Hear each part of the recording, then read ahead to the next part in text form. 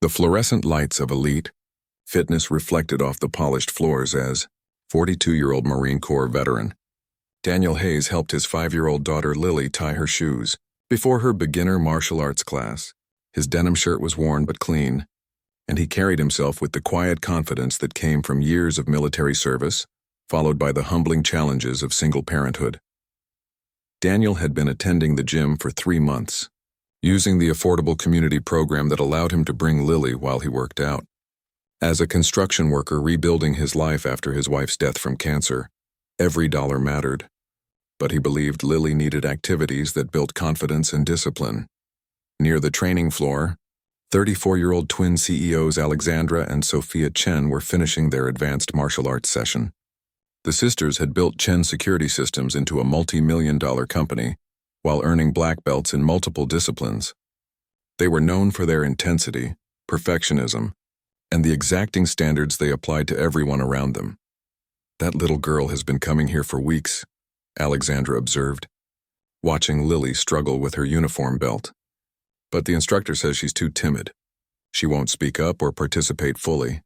Children need confidence to succeed," Sophia added with the certainty of someone who had never faced real obstacles. "If she can't assert herself at 5, she'll struggle her entire life." Daniel heard their comments and felt the familiar sting of judgment from people who didn't understand his daughter's situation. Lily had been 3 when her mother died, and grief had manifested as shyness and hesitation that Daniel was patiently working to help her overcome. "Excuse me," Daniel said politely as he approached the sisters. "I couldn't help overhearing your comments about my daughter." Alexandra and Sophia turned to face this man, whose casual clothes and worn hands clearly marked him as outside their usual social circle. "Your daughter?" Alexandra said with barely concealed skepticism. "Perhaps you should consider whether martial arts is the right activity for a child who seems so withdrawn." Daniel took a breath, choosing his words carefully. "With respect, I think you might be misunderstanding what confidence actually looks like, especially in children who've experienced trauma. We run successful corporations and have trained in martial arts for over 20 years, Sophia replied. "I think we understand confidence." "You understand one type of confidence," Daniel said calmly. "The kind that comes from achievement and winning. But there's another kind that comes from surviving loss and learning to trust again. My daughter watched her mother die slowly over 18 months. The fact that she's here at all, willing to try something new, takes more courage than most people will ever need." The sisters exchanged glances, their certainty wavering slightly in the face of this unexpected perspective. "Military leadership training taught me something that might be relevant here," Daniel continued. "The strongest teams aren't built from the most aggressive or confident members. They're built from people who understand their own vulnerabilities and still choose to show up and contribute." "Military leadership," Alexandra repeated with interest. "What branch?" "Marine Corps, 12 years, including 3 combat deployments. I specialized in building local partnerships in conflict zones, which meant working with people from completely different cultures who had every reason not to trust us." Sophia's expression shifted from dismissive to genuinely curious. "How did you build trust in situations like that?" "By understanding that strength looks different in different contexts," Daniel explained. "Sometimes the bravest person in the room is the one who's terrified but still speaks up. Sometimes it's the one who stays quiet because they're processing trauma or cultural differences. Real leadership means recognizing and developing potential even when it doesn't look like what you expect." Over the next 30 minutes, as Lily's class began and the girls practiced basic moves, Daniel found himself in an unexpected conversation with the Chen sisters about leadership, team building, and the assumptions successful people often make about those who seem less confident. "We're having issues with employee retention in our customer service division," Alexandra admitted with unusual candor. "People keep saying the work environment is too intense, but we achieved everything through high standards and pushing ourselves." "May I offer an observation?" Daniel asked. "Please." "High standards are important, but there's a difference between standards that push people to grow and standards that just make them feel inadequate.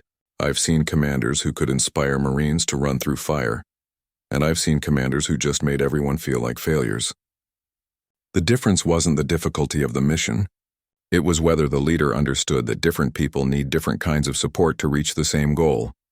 Sophia pulled out her phone and made a note. "That's actually helpful. Can you elaborate? Daniel watched Lily successfully complete a simple kata, her face glowing with pride despite her obvious nervousness. See my daughter right now? She just did something that terrifies her. She's not the loudest or most confident kid in that class, but she's learning that she can do hard things. A good instructor recognizes that and builds on it. A poor instructor just compares her to the naturally confident kids and finds her lacking. And in a business context? Alexandra pressed. The quietest person in your meetings might have the best ideas but need a different communication style to share them. The employee who seems uncertain might just be processing things more thoroughly than the one who responds instantly. If you only value one type of contribution, you're leaving talent on the table. The conversation continued for another hour after Lily's class ended.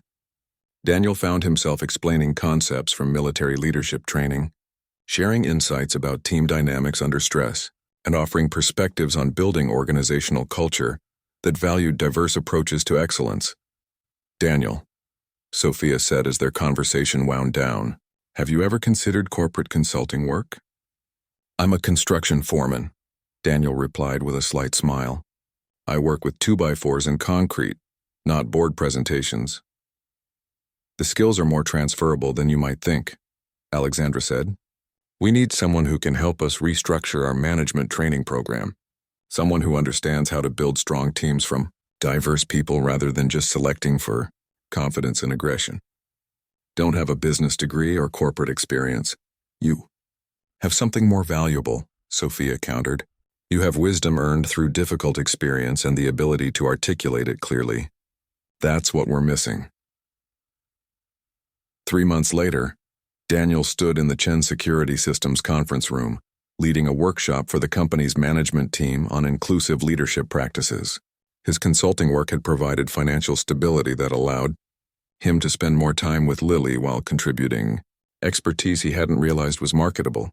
The company's retention problems had begun to improve as managers learned to recognize and develop different types of talent rather than just rewarding the most outwardly confident employees. You know what we learned from you, Alexandra said during one of their regular review meetings. What's that?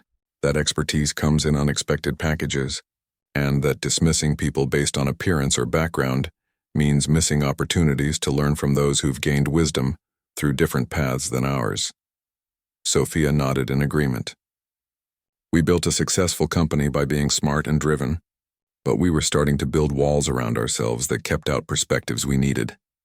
Daniel smiled, thinking about how dramatically his life had changed since that conversation at the gym. And I learned that the skills I gained in the military and through single parenthood have value beyond just surviving day to day. Sometimes we don't recognize our own expertise until someone else points it out. How's Lily doing in her martial arts class? Sophia asked. She's thriving.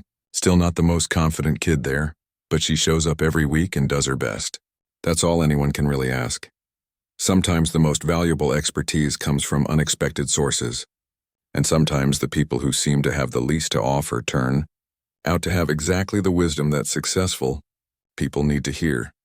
If this story reminded you that wisdom comes from varied experiences and that we should look beyond surface appearances to recognize expertise, please give it a like and share it with someone who understands that the most valuable lessons often come from unexpected teachers. Subscribe for more stories about recognizing hidden value in others and the importance of diverse perspectives. And let us know in the comments about a time when someone you underestimated taught you something important. Sometimes the most successful people need to learn from those who've traveled very different paths.